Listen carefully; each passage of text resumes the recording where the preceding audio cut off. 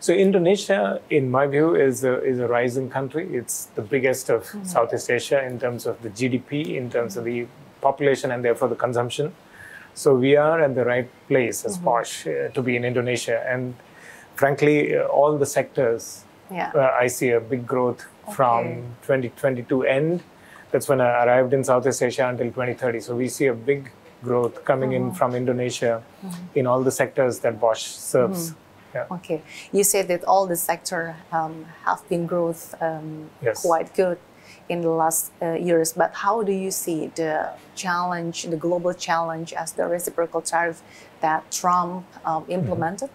So we are observing the tariff situation. The tariff is, I mean, it's on everybody's mind and everybody's words nowadays.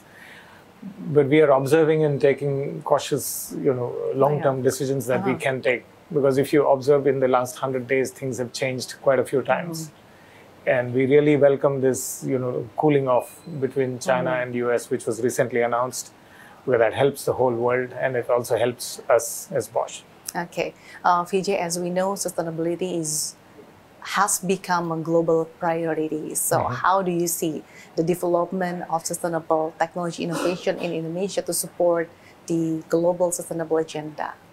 Sure. So sustainability for Bosch is a very old perspective that Bosch carries. So in the good old days, in the 90s or late 80s, we used to say, there's German words for that, but I would translate into English. So it's basically secure, safe, and safe and secure is one word, let's say, then sustainable or eco-friendly and economical. Okay. So our solutions will be always clean, always safe, and always economical. This is what we used to say long back.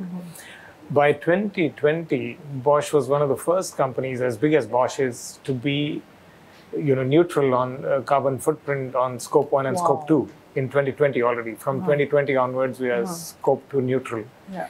And for 2030, we are looking at a 30% reduction in carbon footprint for the scope 3.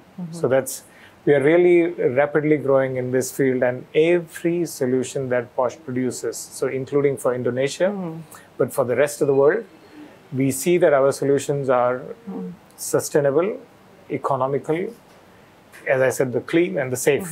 So this is what has been our ethos for the last maybe 30 years. Could you elaborate more? What are the products that has been Bosch Indonesia launched in recently to support the energy efficiency and also carbon footprint reduction?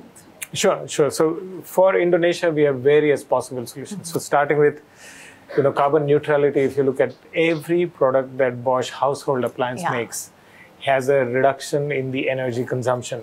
So has a reduction in the water consumption. So if you're using Bosch dishwasher, the amount of water used if you hand wash your kitchenware versus if you dishwash your kitchenware. So the dishwasher uses less water than hand washing. So imagine that. The energy efficiency is higher for the Bosch products that we sell here, right? Similarly, if you look at the electric solution, automotive electric solutions that Bosch is coming up with is also another, for our OEMs, what we supply is also bringing down the energy or requirement or energy footprint, carbon footprint. The third one, I can give you an example of power tools. We have battery-operated power tools today. And the battery-operated power tools has a lesser carbon footprint than the electrically operated power tools. How do you see the trends or the acceptance of Indonesian market about the Bosch Indonesia's product? So, a couple of things. So, one is it's good. So, we love to be in this market. We are bullish on this market for sure, yes. A couple of things that go with it is the understanding, because as in the common mindset, sustainability always means you need to spend more. And the examples that I gave you, that if you take a sustainable dishwasher from Bosch, you are actually saving energy.